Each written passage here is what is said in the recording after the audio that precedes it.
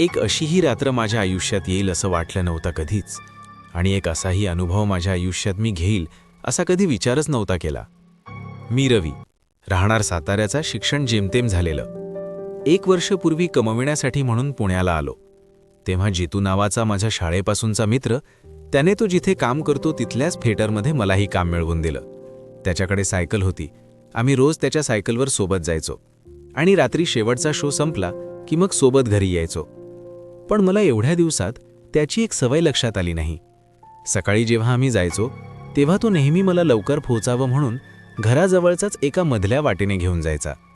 पण येताना संध्याकाळनंतर कितीही उशीर होऊ दे, कितीही रात्र होऊ दे, काहीही होऊ दे, तो कधीच त्या वाटेने घेऊन येत नसे.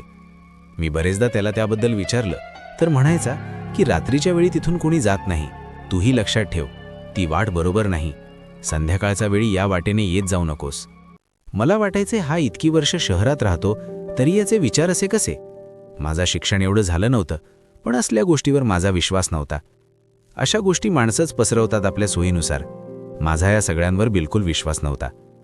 आता 6 महिने झाले, राहायची सोय पण झाली, म्हणून मग मी आईबाबांना पण बोलवून घेतलं. तेही इथे येऊन खुश होते.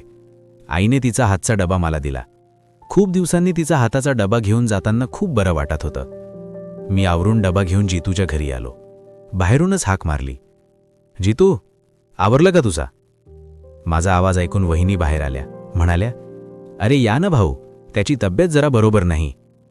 मी आत आलो तर तो असाच बेडवर पडून होता. मी येताच तो उठू लागला. मी म्हणालो, अरे पड पड, नको उठूस, काय झालं अचानक? तो म्हणाला, काही नाही अरे, थोडं बरं वाटत नाहीये, आज मला नाही जमणार यायला, तू सायकल घेऊन जा, मी आज जरा आराम करतो, उद्यापर्यंत मला बरं वाटेल, मग उद्या मी येईल. मी ठीक आहे, काळजी घे, असं म्हणून निघालो. जरा उशीरच झाला होता तसा, म्हणून मग घाई करत पोहोचलो. मालकांना जितूच्या तब्येतीबद्दल सांगून मी माझ्या रोजच्या कामांना लागलो. आज जितू नसल्यामुळे माझ्यावर जरा कामाचं जास्त ओझं आलं.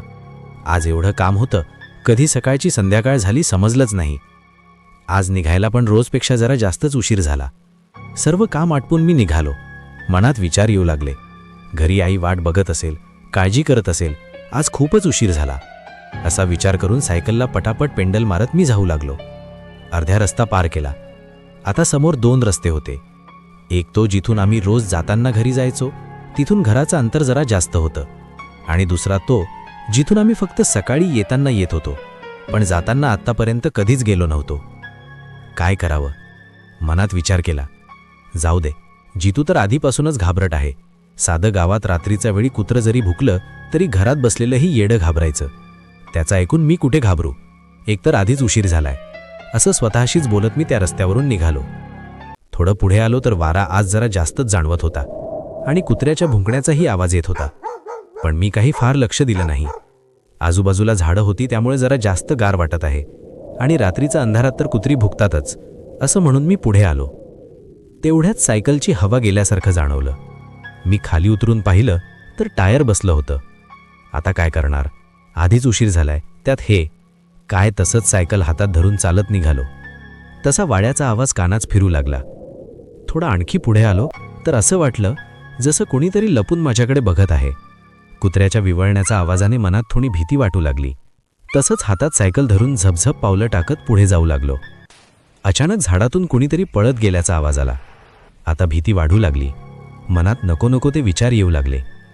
सारखं मागून पुढून कोणीतरी फिरल्याचा भास होऊ लागला.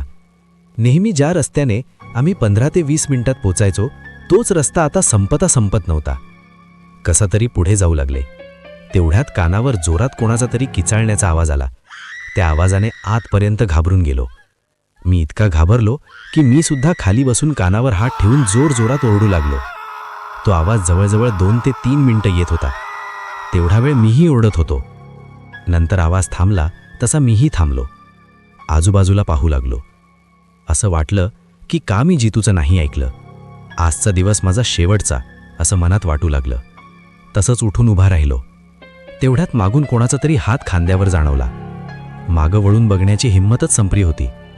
राम राम राम राम म्हणत मागे वळलो तर मागे एक पांढरे कपडे घातलेला माणूस उभा होता. थोडा वयस्कर, थोडी पिकलेली दाढी, पिकलेले केस, आणि चेहऱ्यावरून तरी चांगल्या घरातला वाटत होता. त्यांनी मला विचारलं, कोण तुम्ही आणि काय झालं, एवढं का घाबरले? मी त्यांना माझं नाव सांगितलं आणि तसंच माझ्यासोबत झालेला प्रकारसुद्धा सांगितला. ते म्हणाले, अहो रात्रीची वेळ आहे, असे भास होणारच. एवढे तरुण तुम्ही अशा गोष्टींना घाबरून कसं चालेल? चला, मी पण याच वाट्याने जात आहे, सोबत जाऊ, म्हणजे सोबत होईल मला पण. असं म्हणून आम्ही दोघं सोबत जाऊ लागलो. त्यांनी मला त्यांचं नाव तुकाराम आप्पा असं सांगितलं. त्यांनी मला माझ्याबद्दल विचारलं. मी थोडक्यात त्यांना माझ्याबद्दल सांगितलं, मी कुठे काम करतो. मी त्यांना त्यांच्याबद्दल विचारलं. ते म्हणाले, मी इथल्याच जवळचा राहत होतो. मला 2 मुलं आहेत, सुना आहेत. दोघं मुलं सुना माझी चांगली काळजी घेतात, नातवंड आहेत. पण आता त्यांचं कसं होईल माझ्याशिवाय? असं बोलता बोलता ते अचानक थांबले. मी विचारलं, का असं का म्हणता? ते तुमच्यासोबत नाही राहत का? त्यावर ते हसून म्हणाले, नाही, मी जरा काम असल्यामुळे दुसऱ्या एका गावाला राहायला चाललो आहे ना, म्हणून. त्यांच्याशी बोलता बोलता माझी भीती निघून गेली. ते त्यांच्या बोलण्यावरून खूप चांगले वाटत होते. मी म्हणालो, बरं झालं तुम्ही भेटलात, नाहीतर भीतीने माझा तिथेच जीव गेला असता आज. ते हसले. त्यांचं सगळं बोलणं मी मनापासून ऐकत होतो. बोलता बोलता कधी रस्ता पार झाला समजलंच नाही. ते म्हणाले, चल मी निघतो इथून. माझं घर दुसऱ्या बाजूला आहे आणि तुझं दुसऱ्या बाजूला.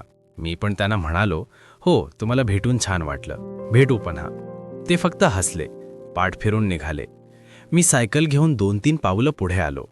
तेवढ्यात लक्षात आलं, अरे, त्यांना तर मी माझं घर नेमकं कुठे सांगितलंच नाही. मग त्यांना कसं समजलं? मी त्यांना पाहायला म्हणून मागे वळलो, तर तिथे कोणीच नव्हतं. मला वाटलं ते तिथल्याच गावात राहणारे आहेत, त्यामुळे माहीत असेल. असं जास्त विचार न करता तसंच पटपट मी घरी आलो. आई माझी वाट बघत जागीच होती. तिने विचारलं, एवढा उशीर का झाला बाळा आज? मी विचार केला, जर आईला सांगितलं तर ती उगाच घाबरून जाईल. असा विचार करून मी आईला म्हणालो, आज ते जीतूची तब्येत बरी नव्हती म्हणून तो आला नाही. त्यामुळे आज जरा जास्त काम होतं म्हणून उशीर झाला. असं म्हणून जेवण करून मी झोपायला गेलो. पण झोप काही लागत नव्हती. कानात तेच भयानक आवाज फिरत होते. मी तसंच देवाचं नाव घेत पडून राहिलो. मग कधी डोळा लागला समजलंच नाही. डोळे उघडले ते आईच्या आवाजाने. कसा तरी भरभर आवरलं. आधी सायकल नीट करून घेतली आणि जीतूचा घरी आलो. तो आता कालपेक्षा ठीक दिसत होता. नेहमीप्रमाणे आम्ही दोघे निघालो. जसे त्या रस्त्याने जाऊ लागलो, कालचा झालेला प्रकार डोळ्यासमोरून फिरू लागला. मला असं विचारत मग्न आणि शांत बघून जीतूने काय झालं असं विचारलं. मी कालचा झालेला सगळं प्रकार त्याला सांगितला. तोही ते ऐकून शांत झाला. काही वेळांनी मला रागवत म्हणाला, तरी मी तुला 1000दा सांगितलं, समजावलं, तरी तुला ऐकायचं नसताना. काही झालं असतं काल तुला तर काय दिवस बघितला असता तुझ्या आईवडिलांनी. आजपर्यंत जे कोणी या वाटेने रात्रीचा वेळी आले ते आता जिवंत नाही. तुझं नशीब चांगलं म्हणून तू वाचलास. तो एकसारखा मला रागवत होता. त्याची काळजी मी समजू शकत होतो. मी शांत त्याचं सगळं बोलणं ऐकून घेतलं. थोडे पुढे आलो तर तिथे एक फोटो लावला होता. मी तो बघून जीतूला सायकल थांबवायला सांगितली आणि त्याला विचारलं, हा जो फोटो लावला आहे ते कोण आहेत? त्यावर जीतू म्हणाला, अरे, हे तर आपल्या इथे राहणारे खूप प्रशस्त व्यक्ती होते. खूप चांगले होते, सगळ्यांची मदत करणारे. गरिबांसाठी सुद्धा खूप काही केलं आहे यांनी. मी म्हणालो, होते म्हणजे? तो म्हणाला, अरे, ते खूप दिवस झाले आजारपणामुळे पडूनच होते. कालच सकाळी जेव्हा तू गेलास ना मला भेटून, त्यानंतरच समजलं की काल सकाळीच ते गेले, म्हणजे देवाघरी गेले. हे ऐकून जसा माझा पाय खालची जमीनच सरकली. मी त्याला म्हणालो, अरे, कसं शक्य आहे? हे तर कालच रात्री मला भेटले. तुला मी म्हणालो ना ते हेच होते. कालच माझ्याशी बोलले. मला काय खरं काय खोटं काही समजत नव्हतं. माझा मित्र मला शांत करत तिथून घेऊन गेला आणि पुन्हा मी त्या वाट्याने कधीच गेलो नाही. आज पण कधी ती रात्र आठवली तरी माझं मन भीतीने भरून जातं.